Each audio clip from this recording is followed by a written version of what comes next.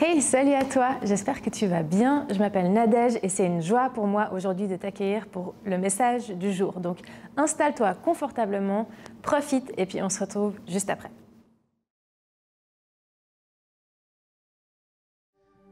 Bonjour à tous, vous allez bien? D'accord, il y a plus de monde que de répondants. C'est comme surprenant, alors promis, il n'y a pas de piège. Est-ce que vous allez bien? Ça marche. Et pour ceux qui n'iraient pas super bien, ça arrive aussi. Il y a des fois des journées qui sont un peu plus difficiles. Ma prière, c'est qu'après notre temps ensemble, au travers de la présence de Dieu, vous puissiez aller mieux que comme vous êtes arrivés. Mais en tout cas, soyez tous les bienvenus. C'est vraiment une joie d'être avec vous ce matin. Alors, ce matin, il y a quelque chose de particulier. On va vivre pleinement, dans tous les sens du terme, un culte en famille. Alors, on a toujours dit ça ici, on veut vivre l'Église comme une famille, on veut faire la vie ensemble. Est-ce qu'il y en a qui ont, alors écoutez-moi bien, surtout les enfants, est-ce qu'il y en a qui ont moins de 20 ans dans la salle? Vous pouvez lever la main? Come on, attention, gardez les mains levées. Tous les moins de 20 ans, gardez les mains levées. Qui a moins de 15 ans? Ceux qui ont moins de 15 ans, vous gardez la main levée. Ok, attention, qui a moins de 10 ans? Ceux qui ont moins de 10 ans, vous gardez la main levée. Est-ce qu'il y en a qui ont moins de 5 ans et qui comprennent ce que je dis et qui ont la main levée? Est-ce qu'on peut applaudir tous les enfants qui sont avec nous?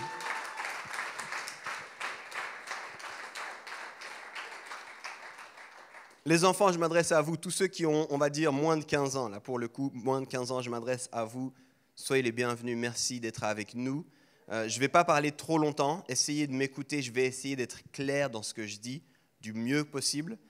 En général, on a un programme tout spécial que pour vous. Et puis aujourd'hui, c'est exceptionnel, mais on n'a pas ce programme. Du coup, ça veut dire qu'on va passer ce moment ensemble. Et je suis vraiment content que vous soyez là. Vous verrez, il y aura une grande vidéo à un moment donné. Je crois que même si vous n'avez pas d'écran à la maison, ce qui est très bien, là, vous aurez le droit à un petit moment d'écran. D'accord? Ce ne sera pas pas de patrouille, je suis désolé. Mais je crois que ce sera quand même chouette. Et vraiment essayer de rester avec nous le plus possible pour les parents. Maintenant, je m'adresse à vos parents. Pas de problème si vos enfants sont là. Ils ne nous dérangent pas. C'est fort possible que je suis un de ceux qui a le plus d'enfants dans cette salle, étant donné que j'en ai 4. Et qu'en Suisse, 4 enfants, c'est vraiment être une très, très, très grande famille. Donc, ne vous en faites pas. Vous 4 aussi? Come on est à égalité, c'est bon. C'est bon. Alors, il y a 2 grandes familles. C'est trop bien. Mais vraiment, sentez-vous à l'aise, il n'y a pas de problème. Des fois, les enfants marchent ici, courent, et puis on aime ça parce qu'on croit que c'est une bonne chose, puis on croit que Dieu les aime, et du coup, il faut absolument qu'on les aime, et puis qu'on leur laisse la place pour s'exprimer. Si maintenant, ça c'est autant pour les enfants que pour les parents, si maintenant vous avez vraiment envie de vous dépenser, de bouger, de faire plein de choses, il y a une salle à l'étage, juste à un étage, là où on a normalement notre programme, il y a un petit peu d'affaires pour vous. Vous pouvez y aller, mais il n'y a pas d'encadrant. Donc, si vos enfants veulent y aller, s'ils ont 15 et plus, je pense que les parents pouvez vous sentir à l'aise de les laisser. Mais sinon, c'est sous votre responsabilité. Donc, les parents, allez-y avec. Voilà, comme ça, vous savez un peu ce qui se passe. Mais on va vivre ce moment ensemble et ça va être vraiment fun. Les enfants, aujourd'hui, on va parler à quel point l'Église est plus importante en dehors d'ici que d'ici. On va parler à quel point c'est tellement important de comprendre l'Église en dehors des murs de l'Église. C'est bizarre hein, quand je dis ça. Souvent, quand on pense à l'Église, on pense au dimanche. On pense à venir ici, on pense peut-être à de la musique, à louer. On pense à un gars qui parle trop longtemps. Ça, c'est moi. Et ça fait partie de l'Église. C'est tout à fait juste ça. Mais en fait, l'Église est encore plus importante en dehors d'ici. Et c'est de ça qu'on va parler. On va parler de l'Église en dehors des murs de l'Église. Et la semaine passée, j'ai ouvert un petit peu ce sujet. Et puis j'avais donné 3 raisons de pourquoi on parle de ça. Alors je vais rapidement rappeler ces 3 raisons. Il y en a beaucoup qui prennent des notes ici. Si vous aimez prendre des notes, n'hésitez pas à le faire. La première de ces raisons, c'est que si l'Église ne concerne que ceux qui y vont, alors elle n'est plus dans le mandat que Jésus lui a donné. Là maintenant, je m'adresse un moment aux enfants. Jésus Vous le savez sans doute, vous avez entendu des histoires de Jésus. Il était un moment sur terre et puis à la fin, il a dit à tous ses amis, qu'on appelle ses disciples, il leur a dit la chose suivante. Allez et faites de toutes les nations des disciples. Donc quand Jésus a parlé à ses amis, il leur a donné quelque chose à faire. Et quand l'Église ne s'intéresse pas aux gens qui ne sont pas dans l'Église, elle manque le mandat de Jésus. La deuxième des raisons, c'est que si l'Église ne s'intéresse pas à ceux qui sont en dehors, elle ne peut pas manifester l'amour de Jésus. La Bible nous dit, Jésus a tant aimé. Ok, il y en a qui connaissent ce verset, c'est bien, je suis rassuré. Il semblerait que c'est le verset le plus connu de toute la Bible. Car Dieu a tant aimé le monde. Il n'a pas aimé l'Église, il n'a pas aimé les quelques croyants qui s'assoient, il a aimé le monde. Qu'il a donné sa vie, c'est un amour sacrificiel. Donc si nous, on veut manifester l'amour de Jésus, il faut aussi qu'on aime.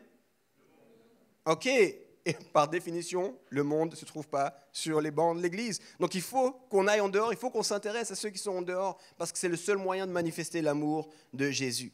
Et puis la troisième des raisons, aimer et manifester cet amour à ceux qui ne viennent pas à l'Église, c'est finalement incarner Jésus. Là je sais, les enfants, incarner c'est un drôle de mot, mais finalement ça veut dire ressembler à notre maître, ça veut dire faire comme si on était nous-mêmes à la place de Jésus, puis c'est ce que Jésus nous demande de faire.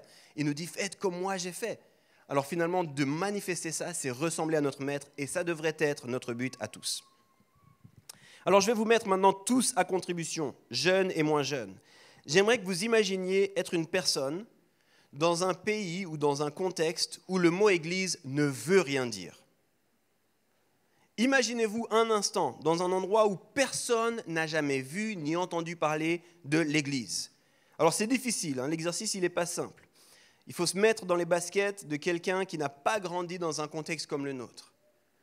Donc, dans un contexte où ce n'était pas une habitude d'aller à l'église le dimanche, où ses parents n'ont jamais entendu parler de l'église, où l'église n'a pas marqué l'histoire du pays. Il y a peu d'endroits dans le monde qui sont comme ça aujourd'hui, mais il y en a encore quelques-uns.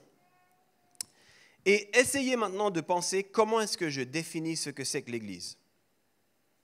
Comment je lui explique à cette personne ce que c'est? Je rencontre quelqu'un qui n'a aucune idée de ce que c'est l'église et je dois lui expliquer ce que c'est que l'église. Ce n'est pas tout simple. Et si on imagine pendant un instant que cette personne, elle arrive ici, elle prend l'avion, elle débarque et elle voit des chrétiens. Je pense que la plupart du temps, elle va se dire l'église, c'est une activité du dimanche. Je pense que c'est la première chose qui va marquer la personne, elle va se dire tous ceux qui se disent chrétiens, étonnamment, ils se lèvent tôt le dimanche pour aller à l'église. Les autres, ils dorment le dimanche souvent. Ils profitent. Ou alors, parce qu'ils sont jeunes et cool et bobos, ils font un brunch. Là, les quelques bobos ont rigolé, désolé. Mais souvent, c'est ça qui nous marque. C'est cette activité du dimanche. C'est un rassemblement. C'est l'idée qu'il y a quelque chose de transcendant, qu'il y a quelque chose qui est au-delà de nous. Et puis on essaie d'avoir un lien, puis pour avoir un lien, il faut aller 1h30 par semaine dans un lieu spécifique. Maintenant, je m'adresse un petit moment aux plus âgés. Si la personne est un peu cynique, elle pourrait dire c'est un lieu où l'on va pour ne rien dire, se faire dire comment on doit vivre, payer pour culpabiliser et finalement espérer une vie meilleure après notre temps sur Terre. Ça, c'est si j'étais cynique, si j'étais cynique. Mais c'est comme ça qu'on pourrait imaginer, voir l'Église, si on n'a pas idée. Alors, je ne vais pas commenter tout ça, je ne vais pas essayer d'élaborer là autour, mais j'ai envie de vous dire, les premiers disciples de Jésus vivaient leur foi, vivaient l'Église différemment. Et finalement, ce n'était pas tellement le fait qu'une fois par semaine, ils se rendaient au temple qui a marqué les gens qui les entouraient. Il y a un docteur qui a étudié tout ça, historien des débuts du christianisme, qui s'appelle Larry Hurtado, et il a dit qu'il y a 5 éléments qui marquaient la vie des chrétiens et qui expliquent pourquoi cette petite secte juive de disciples de Jésus a pu s'établir dans son contexte. Alors j'espère que vous êtes prêts. Là, de nouveau, c'est un moment pour ceux qui prennent des notes. Les 5 éléments qui marquaient la vie des chrétiens. Le premier des éléments, le groupe était multiracial et multiethnique, avec une grande valeur accordée à la diversité, à l'équité et à l'inclusion. Ça, c'était très surprenant dans leur contexte. Comment c'est possible que tous ces gens de différentes régions, de différentes ethnies, de différentes nations viennent et s'assemblent et vivent ensemble? C'est fou. Comment est-ce que c'est possible? La deuxième des choses, le groupe était diversifié d'un point de vue socio-économique avec une grande valeur accordée au fait de prendre soin des démunis. Là, je le traduis pour les plus jeunes, il y avait des pauvres et des riches. Et c'était important pour tout ce groupe que les pauvres ne restent pas pauvres. C'est ma traduction, d'accord? C'était une évidence que ceux qui avaient beaucoup allaient partager avec ceux qui avaient moins. Et là, tous ceux qui ont moins disent Amen.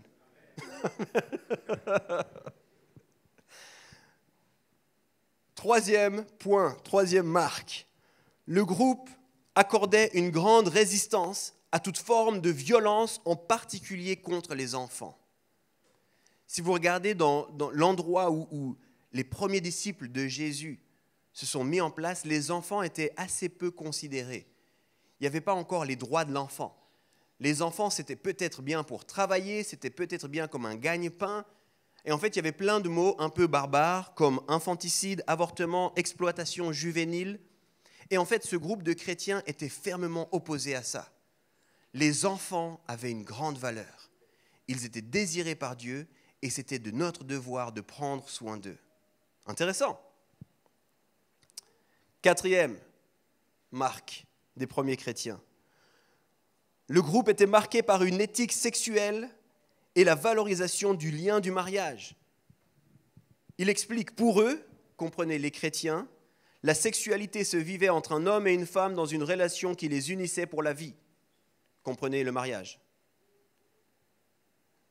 Donc à cette époque-là, une époque où la sexualité, l'éthique sexuelle allait dans tous les sens, on pouvait faire ce qu'on voulait, plus ou moins, et c'était encore plus que ce qu'on voulait aujourd'hui. Il y avait beaucoup moins aussi sur les gens faibles, sur tout ça, on pouvait faire ce qu'on voulait. Eux disaient non, non, non. Le sexe, c'est vraiment important aux yeux de Dieu, et il a donné un cadre pour ça. Et ce cadre, c'est entre un homme et une femme dans le cadre du mariage.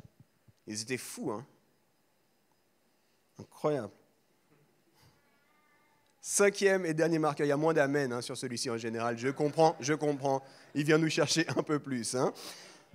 Cinquième marqueur, le groupe était non violent, tant d'un point de vue personnel que global et politique. Ils ne croyaient pas qu'il fallait répondre à la violence par la violence.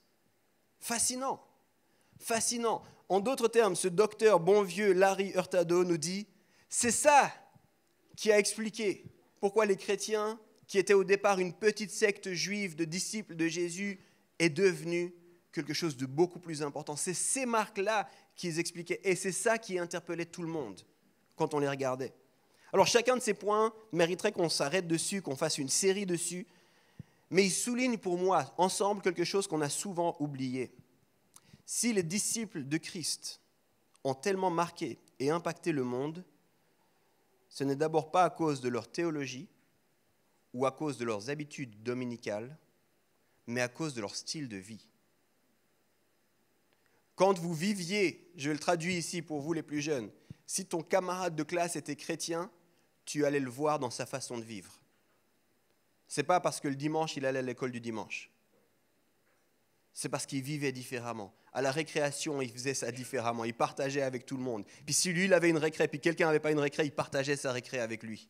Et puis quand quelqu'un qui était différent de lui, dans la couleur de peau, dans le style vestimentaire, dans quoi que ce soit, il lui disait, tu as aussi le droit de venir ici, il y a de la place pour toi.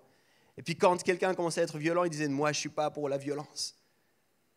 C'est ça qui a marqué pendant longtemps. Puis aujourd'hui, je crois qu'on l'a un peu oublié.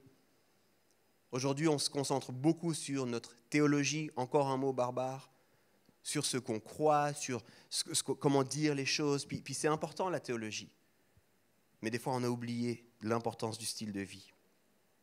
Pendant longtemps, être chrétien signifiait beaucoup plus que d'aller à l'église le dimanche et beaucoup plus que de prier avant le repas. Et c'est ce qu'on veut un peu rappeler pendant cette série, c'est ce qu'on veut parler pendant tout le mois d'août. C'est pour ça qu'on a parlé de l'Église en dehors des murs de l'Église. Comment est-ce qu'on manifeste ce qu'on croit quand on sort d'ici? Alors j'aimerais proposer un exposé rapide 5 minutes environ, pour vous proposer une compréhension de ce que c'est que l'Église. C'est comme une définition, vous pouvez vous aider. Si vous dites, mais comment j'expliquerais l'Église? Voilà des choses que vous pouvez utiliser pour expliquer l'Église. L'Église rassemble les gens qui se revendiquent disciples de Jésus-Christ. C'est des gens qui disent, je reconnais Jésus comme mon Sauveur et mon Seigneur. Il y a l'Église avec un grand E, c'est tous les disciples au niveau mondial, et il y a l'Église avec un petit E, c'est les différentes expressions locales de ces disciples. On parle d'Église quand il y a 3 fondements, 3 choses, on ne peut pas faire l'impasse dessus. Tout d'abord, la Bible, la parole de Dieu. On croit absolument dans la Bible et dans tout ce qu'on fait, on s'appuie sur la Bible. D'ailleurs, on va juste après ça lire un texte de la Bible. La deuxième des choses, la prière, en d'autres termes, la relation avec Dieu. C'est bon la parole de Dieu, mais on l'étudie aussi dans une relation où il nous parle encore aujourd'hui et on lui parle aussi encore aujourd'hui au travers d'une vie de prière. Et la troisième des choses, la communion. La communion, comprenez par là la communion fraternelle, la relation les uns avec les autres. En d'autres termes, je ne peux pas dire « je suis l'Église et j'ai besoin de personne ». Des fois, on aime dire sur les réseaux sociaux beaucoup « je suis l'Église ». On ne dit pas « j'ai besoin de personne », mais c'est sous-entendu. Mais en vrai, ce n'est pas possible. Si vous regardez dans la Bible, ça n'a jamais été possible. C'est quelque chose qui n'existe simplement pas. Il y a besoin de communion, de relation avec les autres. En grec, là c'est pour les théologiens biblistes parmi nous, en grec l'expression c'est allélon. Et allélon revient plus d'une centaine de fois dans le Nouveau Testament. C'est vraiment l'expression qui manifeste l'Église plus que toutes les autres expressions, les uns les autres. Alors donc l'Église c'est ces 3 fondements, la Bible, la prière et la communion. Et puis sur ces 3 fondements, il y a 4 piliers qui sont comme des activités que l'Église propose. Le premier de ces piliers c'est l'adoration, en d'autres termes la relation à Dieu. On existe pour adorer Dieu, on veut quand on se rassemble adorer Dieu, c'est ce qu'on a fait juste avant, puis c'est ce qu'on va faire juste après, l'adoration. D'ailleurs, on va bientôt faire une série, quand je dis bientôt, il faut prendre ça avec des guillemets, mais on va bientôt faire une série sur l'adoration, on parlera de l'adoration, ce n'est pas seulement la louange pour tous ceux qui se sentent mal de chanter ailleurs que sous leur douche, parce que je fais partie de ceux qui pensent que tout le monde chante sous la douche. Et si vous ne faites pas partie de ces gens-là, je vais prier pour vous à la fin. C'est important de chanter sous sa douche, voyons. Mais l'adoration, ce n'est pas seulement le chant, ce n'est pas seulement la voix, ce n'est pas seulement la musique, c'est vraiment beaucoup plus que ça. Mais c'est quelque chose de fondamental, l'adoration, dans notre vie d'église. La deuxième des choses qui est fondamentale dans l'église, le deuxième pilier, c'est l'édification ou l'enseignement. On voit que régulièrement, les gens voulaient apprendre, comprendre, grandir, saisir un peu plus. Et l'église a pris plein de formes. Des fois, c'était des enseignements de ce type-là. Même Jésus, des fois, il a parlé à des foules, il a pris un peu de distance, il a été sur une barque pour que tout le monde l'entende. Puis des fois, c'est de l'enseignement.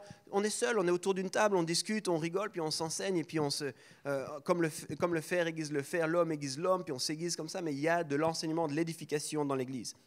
La troisième des choses, c'est l'évangélisation. C'est un nom barbare. Là, je sais, pour les plus jeunes, qu'est-ce que c'est que l'évangélisation? C'est simplement aller parler de Jésus en dehors. Aller parler du fait que Jésus aime le monde, aller dire aux gens, est-ce que tu sais que tu es aimé de la part de Jésus, qu'il a envie d'être en relation avec toi? Ça, c'est l'évangélisation, annonce de la bonne nouvelle. Et il y a un 4e pilier, très souvent oublié, que moi j'appelle l'engagement, que certains appellent la justice sociale. C'est cette idée qu'on doit manifester l'amour de Dieu pour tous. Puis là, peut-être, plus que jamais, il faut souligner le « pour tous ». Parce que souvent, là je pointe du doigt personne à part moi, mais souvent, je suis rapide à vouloir manifester la grâce et l'amour de Dieu à mes amis. Quand un ami me dit « c'est difficile pour moi », je dis « qu'est-ce que je peux faire pour t'aider ?» Mais quand un inconnu, qui plus est différent de moi, me dit « c'est difficile pour moi », je lui dis « courage ». Si je suis gentil. La plupart du temps, je lui dis « j'ai pas le temps ». Pourtant, l'Église devrait être connue pour son engagement, pour son désir de prendre soin. Dans la Bible, il y a plein de manières d'en parler. L'engagement pour la veuve et l'orphelin, l'engagement pour tous ceux qui sont démunis. Rappelez-vous ce que je vous ai dit, l'engagement pour ceux qui ne peuvent pas se défendre, les enfants. Il y a plein de formes d'engagement qui devaient marquer l'Église. Alors comme ça, on a en 5 minutes une idée de ce que c'est que l'Église. Les disciples de Jésus qui croient dans la parole de Dieu, qui croient dans la prière, qui croient dans la communion, et puis qui vivent l'adoration, qui vivent l'édification, qui vivent l'évangélisation et qui vivent l'engagement. Ok, j'ai donné un petit peu un cadre, vous comprenez un peu ce que c'est que l'Église, j'espère que vous comprenez aussi pourquoi maintenant on parle de l'Église en dehors des murs de l'Église. Mais pour appuyer tout ça dans la Bible, on va lire ensemble quelques versets, ils sont dans Actes 2, et puis en fait c'est la première fois après que Jésus ait été sur terre qu'on a une image du groupe de disciples de Jésus qui se rassemblent. C'est la première des images qu'on a. Alors, théologiquement, bibliquement, si on étudie, on pourrait dire que du temps de Jésus sur terre, il y avait déjà des images de ce que ce serait que l'Église au travers des disciples de Jésus. Mais là, c'est la première fois, une fois que Jésus est parti au ciel, qu'on a cette image-là. On lit ensemble Acte 2, les versets 42 à 47. Il s'affiche au-dessus de moi. Si vous prenez des notes, marquez ces versets, puis allez les réfléchir, les relire ensemble. Il persévérait dans l'enseignement des apôtres, dans la communion fraternelle, dans la fraction du pain et dans les prières. La crainte s'emparait de chacun et il se faisait beaucoup de prodiges et de signes miraculeux par l'intermédiaire des apôtres. Tous ceux qui croyaient étaient ensemble et ils avaient tout en commun. Ils vendaient leurs propriétés et leurs biens et ils partageaient le produit entre tous en fonction des besoins. Chaque jour, avec persévérance, ils se retrouvaient d'un commun accord au temple. Ils rompaient le pain dans les maisons et ils prenaient leur nourriture avec joie et simplicité de cœur. Ils louaient Dieu et avaient la faveur de tout le peuple. Le Seigneur ajoutait chaque jour à l'Église ceux qui étaient sauvés. Ça, c'est la première image qu'on a dans la Bible. Et c'est Luc qui écrit ça, c'est Luc qui est l'auteur des Actes. Et vraiment, il s'est inspiré, il a regardé, il faut voir ça comme quelqu'un qui vient puis qui regarde qu'est-ce que c'était l'Église, puis il nous donne une image de ce que c'était l'Église. Et c'est fascinant, hein, si vous avez bien écouté ce que j'ai dit avant, vous voyez la plupart de ces choses. Hein, personne n'était dans le besoin, il y avait l'enseignement, ils étaient les uns chez les autres, la communion. Et d'un coup, ils priaient, c'était important de prier, il y avait des miracles au milieu d'eux. Et puis après, ils louaient aussi, il nous est dit. Puis tout ce que je vous ai dit, c'est dans la première image de l'Église, c'est là. C'est là. Avec plein de choses que j'aimerais commenter, mais pour une question de temps, je ne vais pas le faire. Maintenant, je repose donc ma question. Pour toi, c'est quoi l'Église ? Sincèrement, est-ce que l'Église, c'est juste à dimanche prochain ? Ou celui d'après ? Ou parce que j'ai quand même beaucoup de choses dans mon agenda une fois par mois. J'ai fait mon obligation chrétienne. Comment est-ce que tu as l'impression de vivre ces différents éléments ? Et est-ce qu'il y a pour toi, dans ta vie, une chose qui semble moins présente ? C'est des questions importantes que je te pose. Comment ça résonne ? Qu'est-ce que ça veut dire pour toi l'Église ? Pense-y un instant. Depuis le départ ici à Home, on insiste notamment, au milieu de tout ça, on essaye nos programmes, on essaye de vivre tout ce qu'on dit ici. Mais au milieu de tout ça, on insiste sur une chose, c'est aimer notre ville.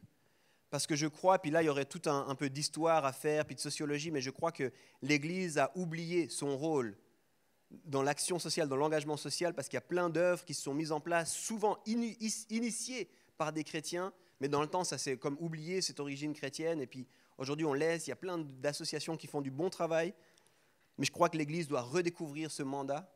Et du coup, on a insisté sur le fait d'aimer notre ville. Dès les moments de vision, avant même qu'on commence à faire des cultes ici, on a mis en place quelque chose qu'on a appelé Love Lausanne. Et c'est des façons, des idées, des activités pour aimer de façon pratique et concrète notre ville.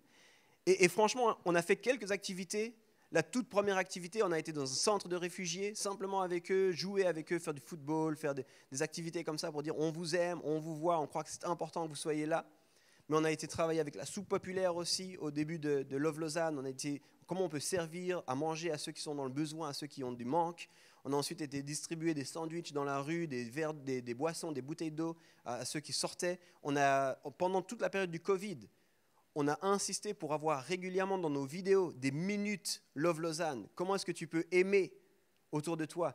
On a essayé de mettre en place des projets, d'écrire des lettres à ceux qui sont seuls, notamment dans les EMS. On a cherché plein de façons de le faire et il y a de la place pour plein d'autres façons. Souvent, on prie pour nos Lausanne. Un peu à l'image de ce qu'on a fait avant. Prie pour là où Dieu t'a placé. Prie pour tes collègues. Prie pour ce qui se passe en dehors. Demande à Dieu de la créativité. Et on s'efforce de construire sur les 3 fondements, Bible, prière et communion. et on s'efforce en tant qu'Église de manifester ces 4 piliers.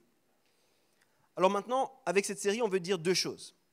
Et là aussi, pour ceux qui prennent des notes, il faut absolument le noter. La première chose qu'on veut dire avec tout le mois d'août, tout ce qu'on va vivre sur le mois d'août, c'est être chrétien, c'est un style de vie radical et différent du monde. On veut que tu le saches. Être chrétien à quelque part, même si les gens ne peuvent pas dire « ça c'est parce qu'il est chrétien », on aimerait que les gens qui te côtoient disent « toi tu es un extraterrestre ». Moi je suis convaincu de ça. Simplement à cause de ta façon de vivre, à cause de ta façon d'aimer les autres, à cause de ta façon de travailler, les gens qui te côtoient devraient dire « toi tu es différent ». À cause de ton éthique sexuelle, je reviens sur ce point. À cause de ta valorisation pour ceux qui sont démunis. Les gens devraient savoir que tu es chrétien juste à ta façon de vivre. Et la deuxième des choses qu'on veut dire, c'est être chrétien, c'est notamment s'occuper et avoir un cœur qui se manifeste pour le monde. On ne peut pas faire l'impasse là-dessus. Alors je vais m'arrêter ici, parce que maintenant, puis la semaine prochaine, on a envie de vous donner des idées. On a envie de vous donner justement des façons de faire. On a rencontré des gens, on a pris contact avec des gens, et puis on en avait plusieurs. On ne va pas pouvoir tous te les montrer, mais on avait des contextes. Cette semaine, ce sera un contexte qui est du côté de Genève, un exemple du côté de Genève. La semaine prochaine, on aura nos missionnaires du Mexique qui vont nous parler, puis on aura un exemple qui se passe au Sénégal aussi. On va essayer de vous montrer des exemples de gens qui ont ouvert leur cœur à cette dimension-là, puis qui se sont dit comment est-ce qu'on peut manifester l'Église un peu au dehors des murs de l'Église. Puis aujourd'hui, on va voir un exemple. C'est un exemple dans l'Église où j'étais avant, d'un programme qui s'appelle Back to School. On va le regarder ensemble. C'est une interview que j'ai fait avec celui qui a mis ça en place et puis une autre fille qui s'occupe encore aujourd'hui de ce programme. On va juste regarder cet exemple et puis après, je reviendrai pour prier et puis nous conduire tous dans la louange. Ok, salut à tous et en particulier salut à toi Luc, à toi Daniela. Alors Salut. Avant qu'on aille plus en avant, présentez-vous. Qui êtes-vous? Luc, Daniela, qui commence? Les dames d'abord. Ok. Je m'appelle Daniela, j'ai 22 ans et je suis à l'université à Genève en psychologie et j'entre en 2e année. Trop bien. Je m'appelle Luc, j'ai 34 ans et je suis chargé d'enseignement au Nouveau Testament. Ok, trop bien. Donc des universitaires avec nous. J'avais envie de parler avec vous. On est dans toute cette réalité avec l'Église où on s'intéresse en fait à l'Église qui rayonne en dehors des murs de l'Église. Puis quand on pense à une Église, on pense à quelques programmes assez classiques. On pense à un culte, on pense éventuellement à des visites pastorales, on peut penser à tout ce qui est baptême, deuil, nouvelle naissance ou naissance naturelle. Puis voilà, mais vous avez développé un programme un peu différent aussi dans le temps, dans votre communauté, qui s'appelle Back to School. J'étais à ce moment-là aussi dans les débuts en fait du Back to School avec vous. Puis c'est un programme qui, je trouve, rayonne bien au-delà des murs de l'église. C'est un programme qui est assez atypique finalement au sein d'une église, même s'il y a plein d'autres œuvres qui font des choses un peu similaires, mais elles ne sont pas toujours rattachées avec une église. Daniela, c'est quoi Back to School ? Alors Back to School, c'est comme un centre aéré qui se passe la semaine juste avant la rentrée, donc la rentrée scolaire. Et donc on accueille des enfants maintenant entre 5 et 15 ans. Okay. Et le but, en fait, c'est de préparer en fait, cette semaine avant la rentrée, de les équiper pour scolairement, de rechercher l'excellence, mais aussi d'avoir des thématiques, de parler de Dieu et d'autres activités ensemble, des activités sportives et autres pour en fait leur rappeler que ils sont aussi chrétiens dans leur quotidien et que l'église, c'est pas juste le dimanche, mais c'est aussi dans leurs études, dans leur quotidien en fait. Incroyable. Moi, j'ai vu, au début avec vous, ensuite avec une certaine distance, mais j'ai vu ce programme qui a bien grandi. Luc, si je me trompe pas, t'étais quand même pas mal, c'était quelque chose qui était pas mal sur ton cœur au tout départ.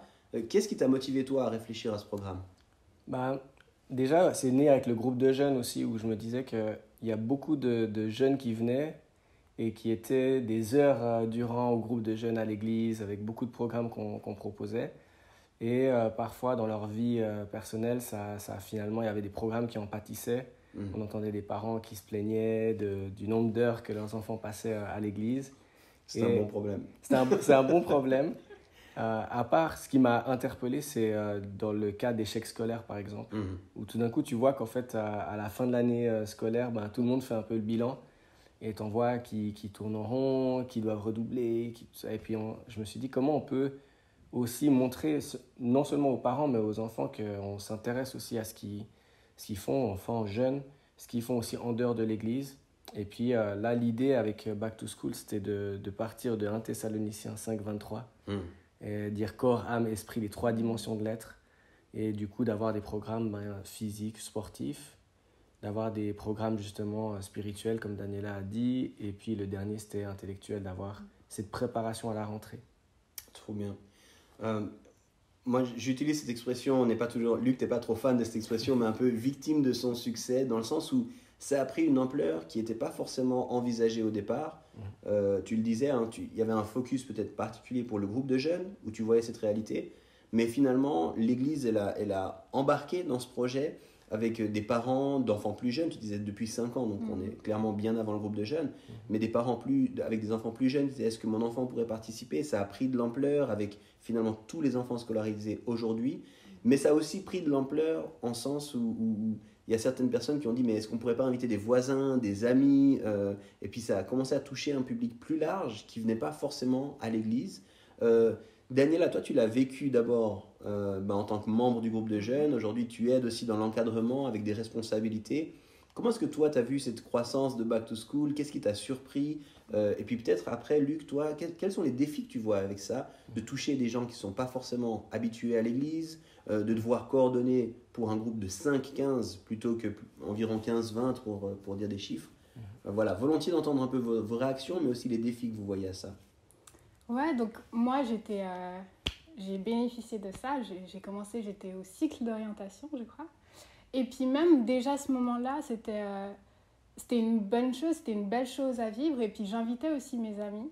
Et puis c'est quelque chose qui a pu continuer alors que des plus jeunes sont venus. Ils ont aussi invité leurs amis. Puis on a vu que c'était possible. Et puis petit à petit aussi avec l'église, on a invité les églises sœurs de l'église évangélique libre. Et puis aussi les églises qui sont à Carouge. Donc maintenant, je le disais tout à l'heure, en regardant la liste des jeunes pour dans 2 semaines, pour le camp de cette année, il y a plus d'une dizaine d'enfants qu'on ne connaît pas, qui ne sont pas de la communauté. Waouh, trop bien. Ouais, ce qui est heureux dans cet agrandissement, c'est que justement, il y a ces défis, il y a des gens qu'on ne connaît pas, et ça nous a aussi poussé à améliorer ce qu'on proposait. Maintenant, les défis pour la partie victime justement du succès, comme tu dis, je pense que je partage aussi ça. C'est juste de dire que voilà, ça nous surprend, ça nous fait aller dépasser en fait notre zone de confort. Et là, les défis, ça a été parfois des parents qui se disaient « mais c'était aussi ouvertement chrétien » alors qu'ils avaient pensé que c'était plus préparation à l'école. Après, aujourd'hui, vraiment, du coup, ça nous a fait nous positionner en disant c'est quand même un camp chrétien, que les gens qui viennent le sachent, mais il y a eu des gens qui étaient soit athées, enfin en tout cas les parents, soit même d'autres religions, et qui ont fait toute la semaine, qui ont beaucoup aimé. Les parents sont venus à la fin quand il y a une petite présentation aussi de ce qui a été fait aux parents, et des parents qui étaient musulmans ou comme ça ont apprécié ce qui était proposé, parce que voilà, les gens sont à chaque moment, même comme des enfants, mis face à leurs responsabilités, où ils peuvent dire je suis dans une église, des gens prient. Ça ne veut pas dire que c'est moi qui dois forcément prier. Ça, c'est peut-être la différence. Aujourd'hui, on ne l'appelle pas directement d'évangélisation, mais on vit ensemble autour d'un objectif commun, une semaine, et avec nos différences. Waouh. Merci beaucoup pour ça.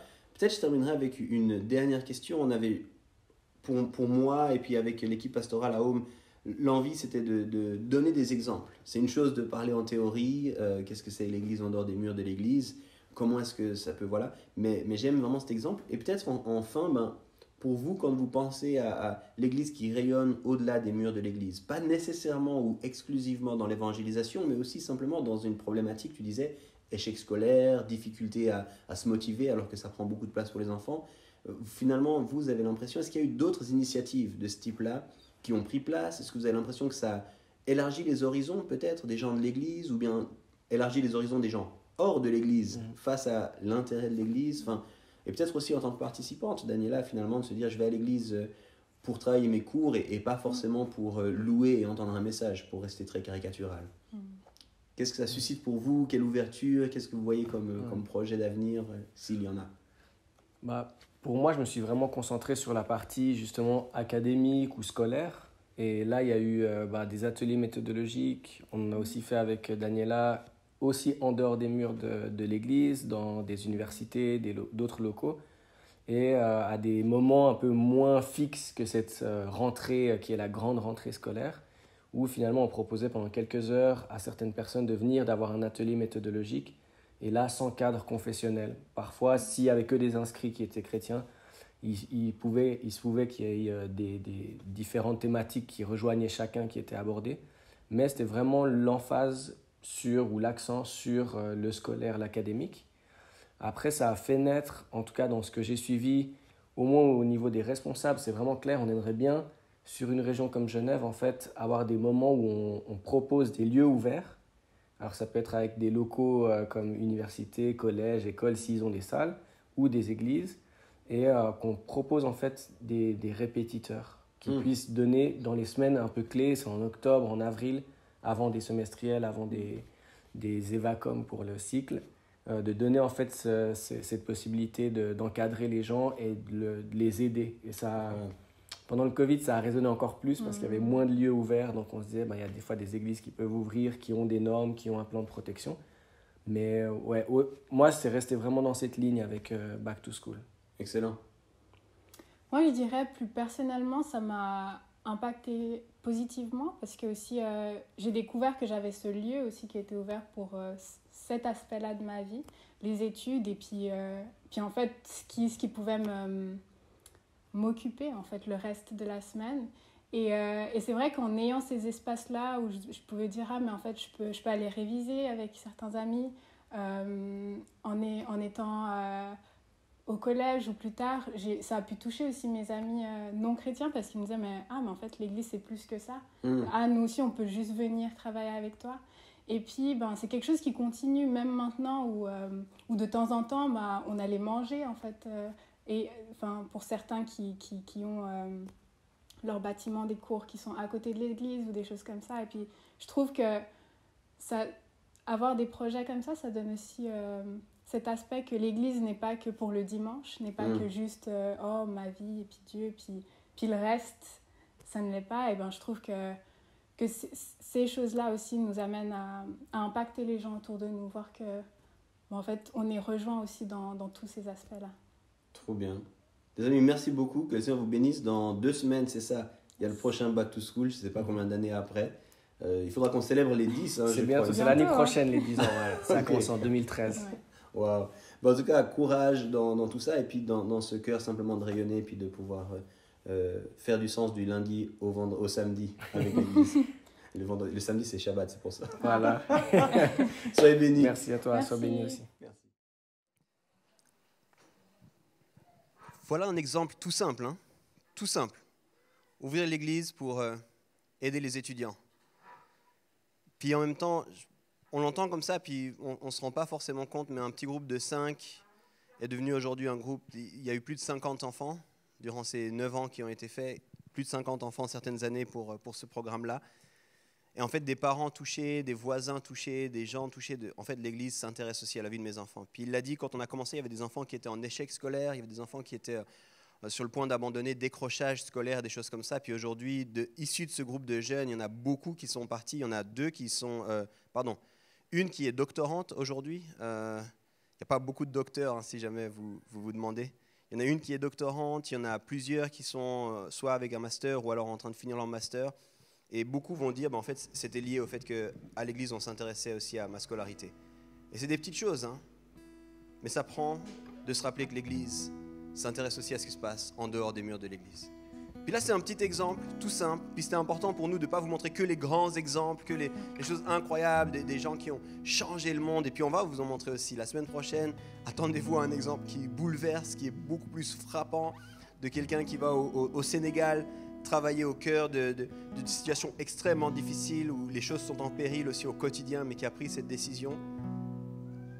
Mais ça demande de comprendre l'Église, peut-être un peu différemment. Une Église qui est peut-être pas centrée sur moi, ma vie, mes besoins, mais une église qui est centrée sur qu'est-ce que Dieu veut faire là où il nous a placés. Pourquoi il nous a placés là où il nous a placés. Puis c'est important d'en parler en tant que groupe. Là, c'était un exemple de groupe, mais c'est important de se poser cette question individuellement. Chacun de nous, pourquoi Dieu m'a placé là où il m'a placé? Qu'est-ce que je peux faire? Une des choses qui m'a bouleversé avec Janet quand on a décidé de venir implanter sur Lausanne, parce qu'on était à Genève avant à l'église, c'était vraiment cette réalité de se dire, en fait, à Lausanne, la plupart des gens nous connaissent depuis qu'on est tout petit, en tout cas pour moi, depuis que je suis tout petit. Et c'est pas question pour moi qu'à la fin de ma vie, j'ai des amis qui me disent « mais je savais pas que tu étais chrétien ». C'est pas possible pour moi qu'à la fin de ma vie, il y a des amis qui disent « pourquoi tu nous as jamais parlé de ça ?» Il fallait revenir là où les gens me connaissaient, là où les gens m'avaient vu en tant que basketteur, en tant qu'étudiant, pour leur dire « je crois ça, puis je crois que c'est bon pour vous ». Alors, on va s'arrêter là pour ce matin, mais j'aimerais vous proposer d'ouvrir vos cœurs. D'ouvrir vos cœurs, puis on va juste prier ensemble avant de chanter ensemble.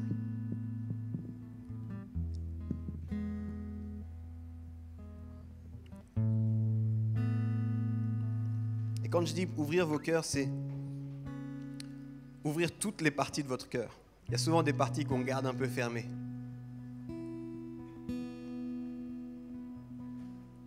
Et avec courage et audace, demandez à Dieu, Seigneur, est-ce que ce matin, il y a une invitation que ton Saint-Esprit veut me faire? Dans ma marche de disciple, est-ce qu'il y a quelque chose que ton Saint-Esprit veut me dire?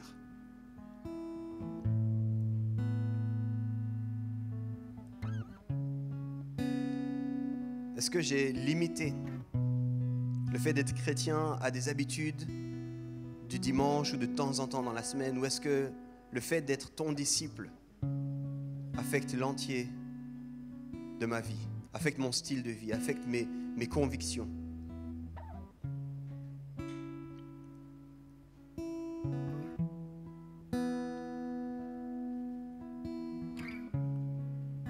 Et Saint-Esprit, je te demande simplement, toi, de parler à chacun maintenant.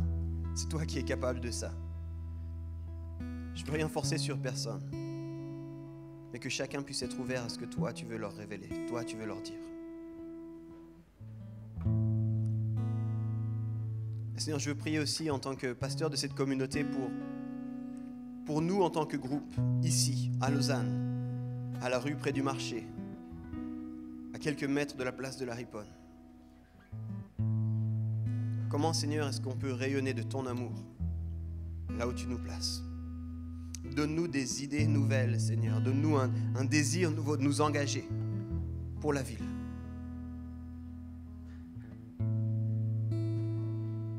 Viens renouveler notre créativité, Seigneur. Et qu'on puisse être connus ici, Seigneur. Pas seulement pour ceux qui aiment chanter, mettre en place, vivre des cultes, mais qu'on soit connus pour ceux qui aiment, d'un amour fou, le quartier, la ville. Pour ceux qui aiment les oublier, les mis de côté. Pour ceux qui aiment parce que Jésus aime.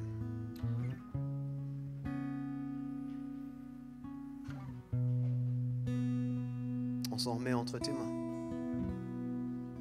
On confesse qu'on a besoin de toi, Seigneur. On confesse notre égocentrisme. Et on te dit, transforme-nous, Seigneur. Dans le nom de Jésus-Christ. Amen.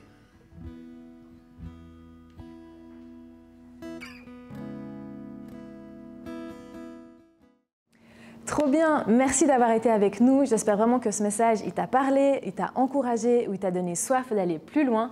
En tout cas, n'hésite pas, sur notre chaîne YouTube, il y a tout un tas d'autres séries, d'autres thématiques qui sont là pour te servir, qui sont des ressources hyper utiles pour toi. Et puis moi, je te dis à une prochaine.